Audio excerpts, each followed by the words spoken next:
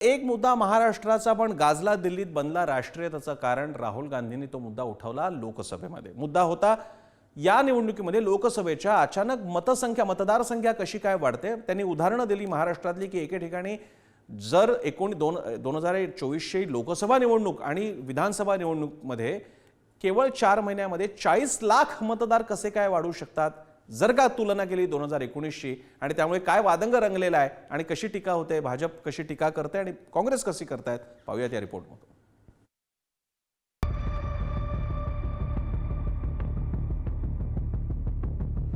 हम आपसे सिर्फ महाराष्ट्र की वोटर लिस्ट मांग रहे हैं, आप ये लिस्ट हमें नहीं दे रहे हो.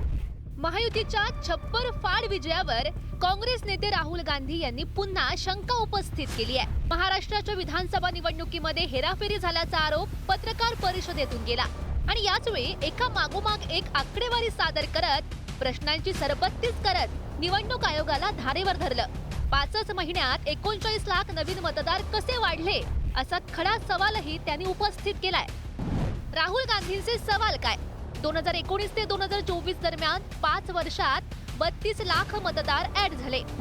लोकसभेनंतर 5 महिन्यात 39 लाख नवीन मतदार आले कसे? सरकारी आकडेवारीनुसार महाराष्ट्रामध्ये 9,54 लाख प्रौढ आहेत. निवडणूक आयोगानुसार 9,07 लाख मतदान कुठून आलं?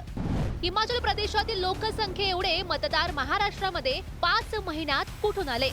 5 महिन्यात वाढलेले मतदार कोण? नाव, पत्ता, फोटोसह यादी द्या.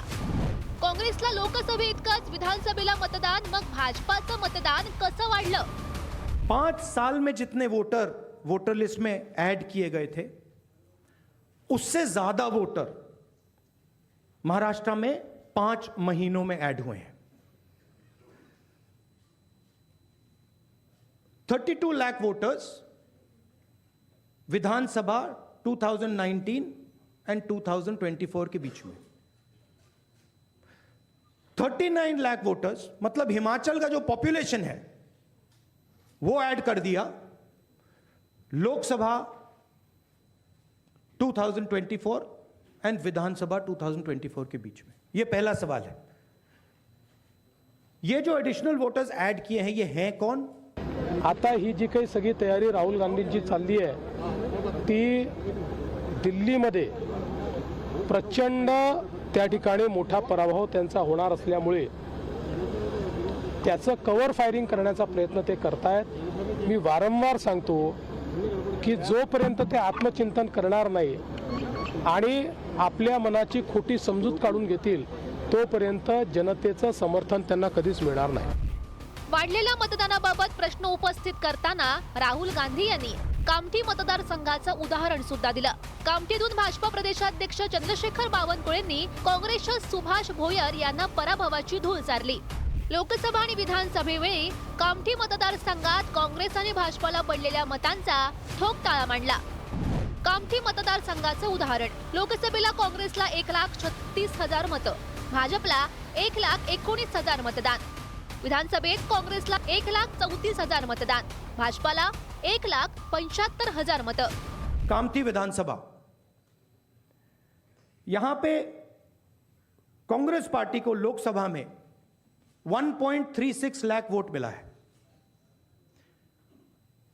विधानसभा में तकरीबन उतना ही वोट हमें मिला, 1.34 लाख. ये चुनाव हम जीते लोकसभा वाला. लोकसभा के चुनाव में बीजेपी को 1.19 लाख वोट मिलता है. इस कंस्टिट्यूएंसी में 35,000 नए वोटर्स ऐड होते हैं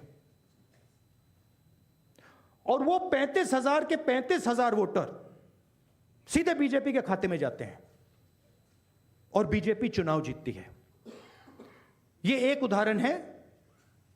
ऐसे महाराष्ट्र में अनेक उदाहरण हैं. दिल्लीच्या निवडणुकीमध्ये काँग्रेस पार्टी सुपडा सापडला आणि म्हणून घाबरलेले राहुल गांधी महाराष्ट्राच्या निकालावर बोलून आपल्या पक्षाची इज्जत वाचवण्याचा प्रयत्न करत आहेत. संपूर्ण महाराष्ट्राच्या जनतेच्या मताचा अपमान करते आहे.